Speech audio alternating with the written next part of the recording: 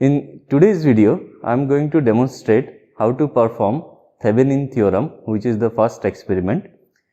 Now, before going to do any experiment, you have to ask a question to yourself that why you are going to perform this experiment. So, one of the major reason that why you should do an experiment is whatever you are learning in your theory that you would like to verify whether that is really you can prove through experiments. So, to do that you must know what is the theory behind that. So, I would request you to pause this video and revise the Thevenin theorem. So, this is the test setup where we are going to perform this Thevenin theorem. Now, first thing what we will be doing is that we will observe the circuit diagram carefully and we will make our circuit connections as per the circuit diagram. And before making the circuit connections, we will make sure that there is no power supply in the board. So, we will be turning the power supply off from the outside, and then first we will make the connections, then we will cross check the connections, and then when we are very sure that our connections are correct, then only we will turn on the power supply. So, in general, when you will be doing the experiment as a student, you will be making the connections and then you will be getting it checked by the teaching assistants or the faculty or the staff involved, and only after getting their feedback that your connections are correct, then only we will be allowing you to give power supply to your circuit arrangements. Now, to start with the connections, we need the power supply, but as I said earlier, right now there is no power supply given, we are just making the connections. So, if we start from the left side, we need the 220 volt power supply. So, we will be making that connections. So, from that positive terminal, we will be connecting a red wire, and from the negative terminal, we will be connecting a black wire, and that will be taking to our DPDT, which is on the left side.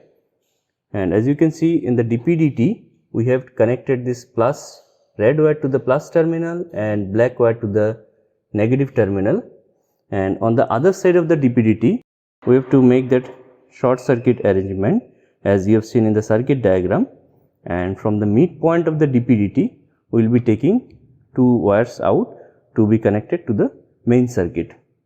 And also you can see in the video that fuse wires are connected here also to protect the circuit from overcurrent. So, one fuse is connected on this side, one fuse will be connected on the other side, to make sure that if there is any overcurrent in your circuit due to any wrong connections, then this fuse will blow away and that will protect your equipment from overcurrent.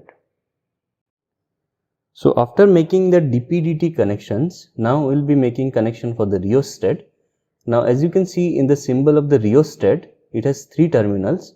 Two of them are known as fixed terminal, this terminal and this terminal, and this terminal is the variable terminal. So, how it looks like? So, this is how your rheostat looks like.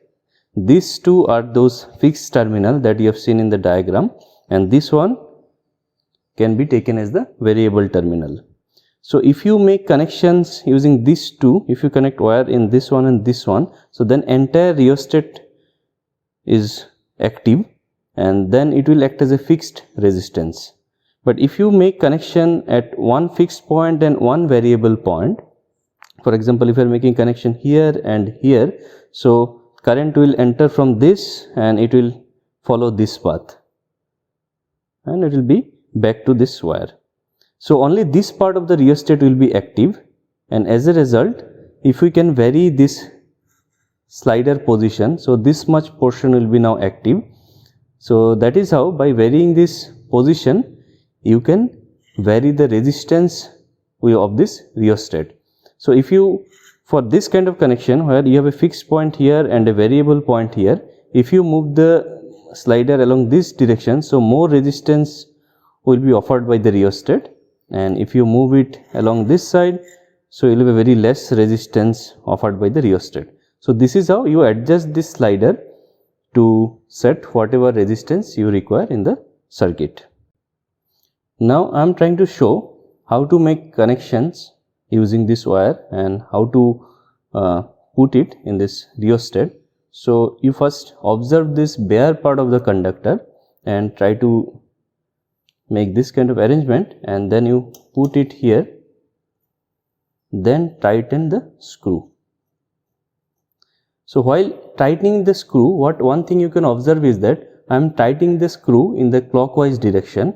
So this is how I am putting it in this direction to get a better grip. Another way could have been I put it like this. So putting it like anti-clockwise direction and then tightening it up. So that does not give better grip. So as you can see, some part is already getting up. So while making the connection, what you should do is that you should put your wire in the same direction in which you will be tightening the screw. So I will be tightening the screw in clockwise direction. So I will try to put the wire in the clockwise direction. And always remember, you have to put only the bare part of the conductor to make the connections.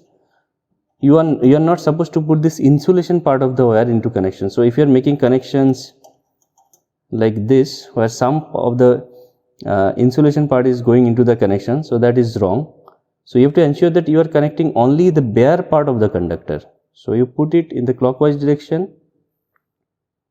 So make sure that it is properly connected. Put it in the clockwise direction, tighten the screw, and you have to make sure that your connection is not loose. So how to ensure? After making the connection, you pull it. See how strong it is. So there should not be any loose connection in your circuit arrangement. You have to must ensure that connections are tight. So pull it, make sure this is tightly connected. So now we are done with this part and this part. So following next, we will be having one more rheostat, which is a 50 ohm rheostat. So this is how we have connected it. I am not making all the connections, otherwise the video will be very long.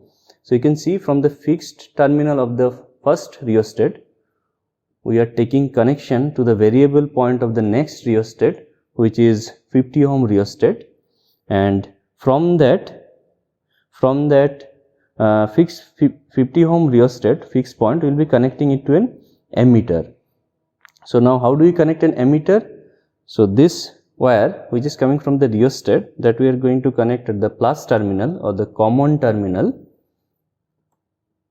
and so you can see in the ammeter there are two more terminals. One is written as 5 ampere and another is 2.5 ampere, and on the display also you can see two ranges. So depending on which terminal you are connecting, at which range rather, you have to see the display properly. So if you are connecting it to the 5 ampere, you are supposed to see the top side display. You can see 0, 1, 2, 3, 4 and 5. And if you are connecting it to the 2.5 ampere terminal, you are supposed to see this lower scale, which is 0.51, 1.5, 2 and 2.5. So in this experiment, as you can see, we will be using an ammeter for when we need a range of 0 to 3 ampere. So we will be connecting it to the 5 ampere screw, because 2.5 ampere won't be sufficient, because we need at least 3 ampere. So we will be connecting it to the 5 ampere range, and that is how we will be looking at the upper scale. So and we will be reading those values of actual current flowing in your circuit. And after the ammeter, so this next part of the ammeter, that is going to your second DPDT, which is S2. So as you can see, it is connected there at the positive terminal, and from the positive terminal of the switch S2 and between its negative terminal, we will be connecting a voltmeter. So as you can see, from the plus terminal of the S2, the midpoint, we are connecting a voltmeter using a red wire to have this positive terminal connection, and for the negative terminal we are connecting one more black wire to have these connections. So voltmeter connection is done parallel to the terminals where you want to see the voltage magnitude. So after connecting the voltmeter, we are left with this part. So what is this part?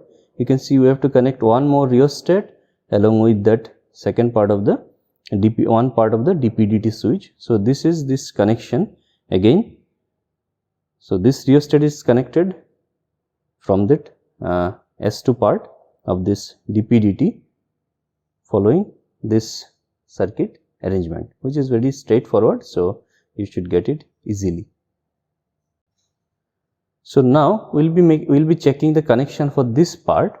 So what is here, you can see from one side of the DPDT switch, which is marked here by C. So this C is this side here. So this is the entire switch S2, this side is C and that side we have denoted by D. So from the C side we are taking one positive connections through this red wire and connecting to the variable point of the rheostat, and from the fixed point of the rheostat we are going back to the negative, which is, you can see in this diagram, which is very straightforward.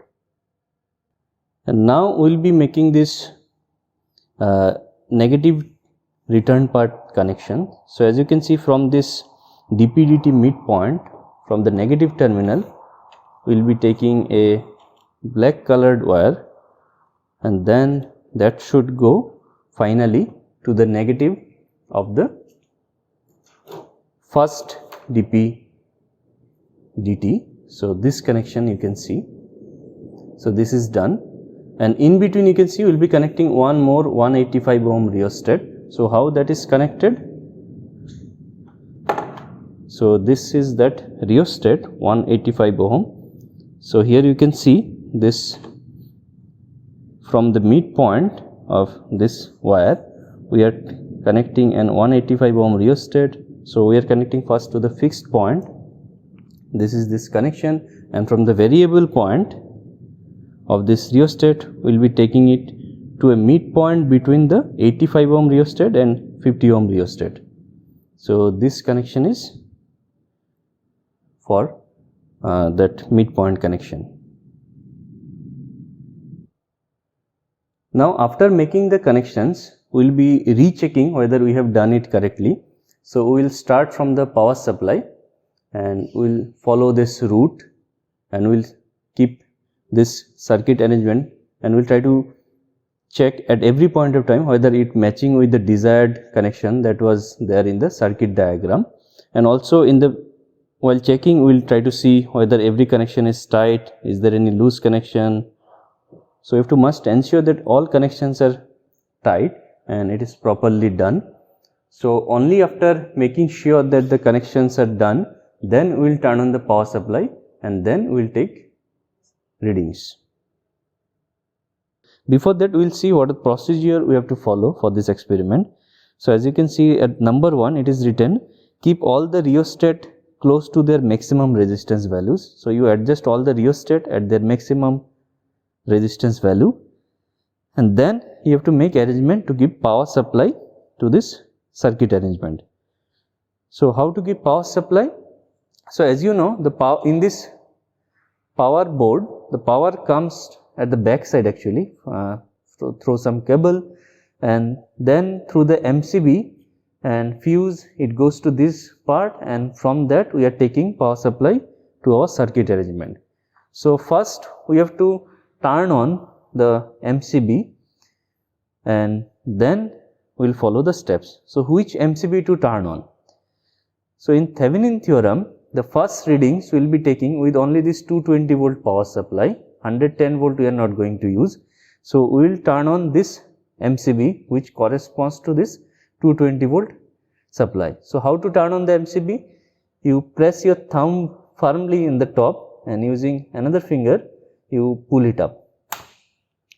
So you have to make sure that while switching on, your finger does not touch those upper part, because now this part will be live and they will have 220 volt across them. So make sure your fingers are restricted to this position only, they should not move up and touch them. That is why you put it firmly. So once these connections are made, then what we will do, we will come to the switch S1 as written in the procedure. So you see what is written in the second point of the procedure. So there it is written that the switch S1 should be now turned on and it should be positioned to AA side. What is AA side? Where you are connecting this 220 volt. So how to turn on this, how to complete this step? you use your left hand to firmly hold this DPDT, and using the other hand you make the connection. So now these two wires which is connected to your circuit, that is connected to the 220 volt power supply. And on the right side, so basically we have done this arrangement. So we have connected the switch S1 to the position AA, and on this side there is another switch S2. So you have to connect that S2 to position CC. So CC is this side, so this S2 has to be connected to this load resistance which is 26 ohm. So again what we will do, we will see which side is CC. The CC is this side, because this side we have connected the resistance and that side we have connected 110 volt. So we are not going to connect that 110 volt, we will be connecting to this CC side. So again you hold it firmly and then make the connection. So second step, this power supply connection is done, and as soon as you do the connections, you will see that there is some reading in your ammeter and in voltmeter also. So we will note down these readings and then we will write these readings in our observation tables. So here you can see it is almost 1 ampere, and if you look at the voltmeter, it is. So how do you read that? You see we have connected it to the 300 volt scale. So you will see the top side, and in the top side you can see it is 0 to 80 volt. So we will see in this how many small divisions are there. So there will be around 10 such small division between this 0 and 80 volt line. So each small division is 8 volt, 80 by 10, and we can see this indicator is presently at around 4th line, slightly less than the 4th line. So if it had it been on the 4th line, it would have been 4 into 8, which is 32 volt. Since it is slightly less than that line, we will be taking the voltage almost as 30 volt. Now how do you ensure that it is 30 volt? We can use a multimeter to check that, which gives us the number. So we will turn on the multimeter. Since we are measuring a DC voltage, we will put it at along this direction to give us the DC voltage or the average voltage, and then we will take the two leads of this or the voltage probe of this multimeter and we are going to connect it here. So before making connection, you see which side is plus, which side is minus. So you connect that black probe to the minus and red probe to the plus, and you look at the display. So it is around 30 volt as expected. So this is how you note down one reading and fill up in your observation table. So you have seen current is 1 ampere, voltage was around 30 volt. So one set of reading is done. So in the third step, we will disconnect the load by opening the switch S2, and then we will read the open circuit voltage, which is the Thevenin voltage. So we will basically disconnect this switch and we will keep this part open. So this midpoint of that switch S2, it is not connected to supply, not connected to the load. So basically it is a open circuit voltage which will give us the Thevenin equivalent voltage. So again we have to open this switch. So how to open that switch? Hold it firmly, then open it, and again you observe the voltage here. So as you can see, the voltage has increased. It is now near about 150 volt. So you note down this value in your observation table. So in the next step, we have to get this Thevenin equivalent resistance, and for doing that we will be shorting this side. So this 220 volt supply we will eliminate and we will connect this S1 to position BB. So this side will short and we will be measuring the resistance from this side. So we will be connecting this 110 volt supply here and we will be observing what is the current in this ammeter. So that will, these two readings will give us the Thevenin resistance. So how to do that? So first, this 220 volt we don't need, so we will turn it off. And then in the S1 side, we will connect it to the BB side so that it is shorted as shown in your circuit diagram here. So this part we have done, we have opened this part, we have connected it to the BB side so that this short is now applied, and now we have to turn on the 110 volt. So again we will turn on this MCB. So we have turned it on, and here this point is still floating, so you have to connect it to the 110 volt side. So we will make this connection. So as you can see here, this voltmeter will give you that voltage 110 volt, because voltmeter is directly connected in parallel to this supply now. So from this we will get what is the voltage applied, and from the ammeter we will read what is the current. So as you can see, the current direction is reversed. So you can see it is going on the left side of that zero position. So that means current direction is reversed because you have connected a power supply on the right side, and current through this ammeter is now flowing from right to left. So we note down this current, we note down the voltage, and from that we get the Thevenin resistance. So now we are at step 5. So we have got VTH, we have got RTH, and we will be calculating what is IL, because RL we already know it is this resistance. So we will be basically comparing the experimentally founded data with your theoretical data using this expression and using the meter readings. So this is how one set of reading is done, and after that you have to take few more readings, just following these steps again in a repeated mode. So I am not going to do that. So basically what you are expected to do is you vary the rheostat and take different readings, and again verify experimentally obtained data with your theoretical data. Now while varying the rheostat, make sure that you don't reduce the resistance to a very low value. Then what will happen, there will be high current in the system and your fuse will start getting blown away. So that will hamper taking your readings. So you reduce the resistance value by a small margin, right? Try to keep the resistance at least beyond half of the limit. So for example, if I am reducing it, I will be taking a reading maybe here, then maybe a reading here, maybe here, but I am not going to go much to the lower side, otherwise current will be high, and then your readings, this ammeter rating may get exceeded, your fuse may get blown away. So the better way to see is that when reducing this resistance, you keep an eye on what is there in the ammeter reading, and you know the maximum current that this ammeter can handle is 5 ampere. Similarly for all this rheostat, it is very clearly written what is their maximum current rating. So while reducing the resistance, you make sure that current in your circuit does not exceed any of those current rating of the equipment that you are using. So be very careful on that. And one more point, if you are doing this experiment for some time, this resistance offered by the rheostat, right, and as you know, if there is a current flowing through a resistance, there will be some heat dissipation. So you will feel these rheostats are getting heated up because there are a lot of power is getting dissipated in the rheostat.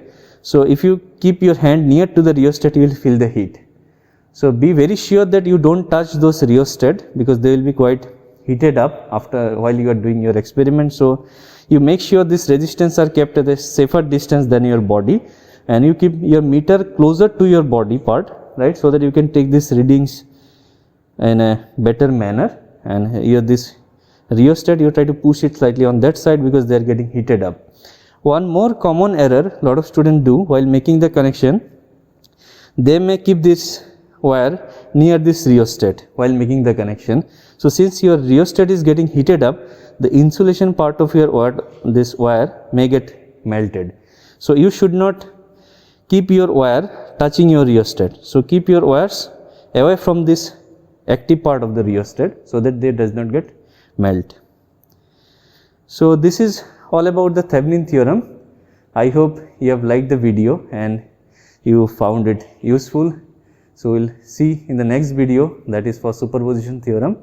Till that, you just go through the video, go through the theory. If you have any doubt, you can approach our staff at this lab or the faculty who is your instructor or the teaching assistant. So you can approach them for your any doubt, they will be happy to address.